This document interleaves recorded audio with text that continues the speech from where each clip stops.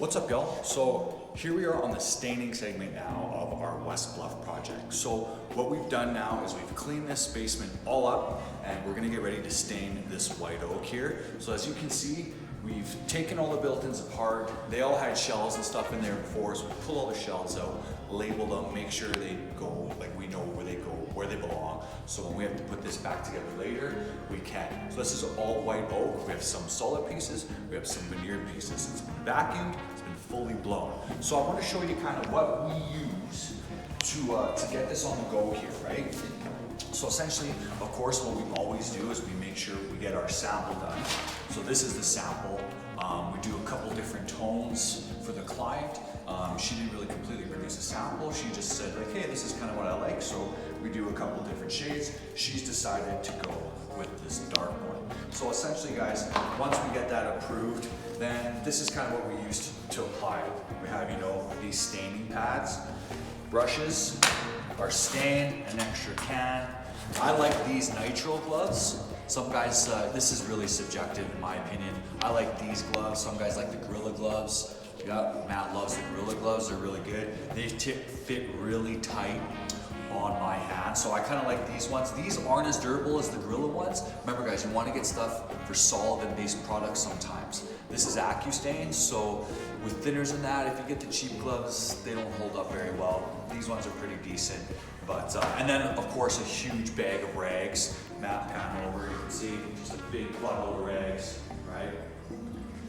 So essentially guys, what we do is we're kind of going to, you know, we take this in a can, we apply it all on, wipe it all off. The sandpaper is for any imperfections we see on there. You know, you might see glue, you might see wood filler. When you stain it, sometimes that stuff pops out. It all needs to be sanded out and spray stain ready so we can put it to this.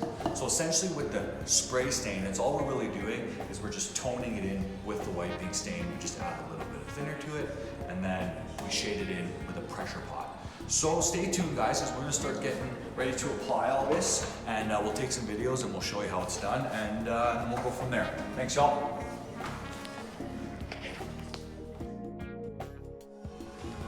All right y'all, so we're all set up. Brush, staining pad. So when you start on a unit like this, you want to start on the inside, you want to do all the boxes, and then the faces kind of after you go. So like we would start on this box, top to bottom, then you do this face and continue through. So what the brush is for, as opposed to just using the sponge all the time, is to really help you get on these corners, right?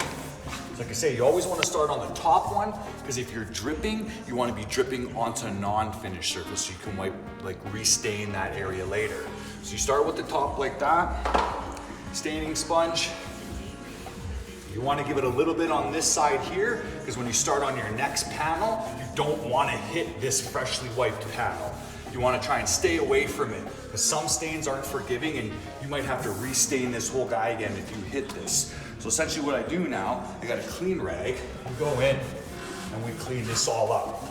Clean and really clean.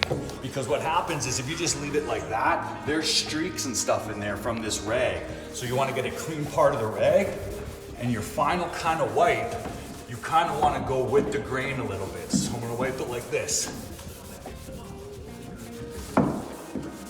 Just like that. Boom. So then what we're gonna do is we're gonna do the whole built-in like this. When this built-in's done, we're gonna tone it into that darkness in the sample. So stay tuned, y'all, and I'll show you how that all works. All right, y'all, so as you can see, we got the top one done. We got this one done. So as we're saying, you don't really wanna hit that top one very much because then it's a little unforgiving. If you get it on there a little bit, usually the stain will blend in together. I see as Matt's rubbed it in there.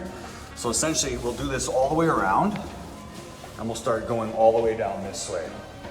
Once we finish this box, we will do this little piece and then this piece, but usually we'll break it off there and we'll do that header all at once so it dries nicely, because that's kind of what you want to do. If you start half of that and stop and try and blend it in, it doesn't always work. So in pieces, step by step, baby steps, baby steps.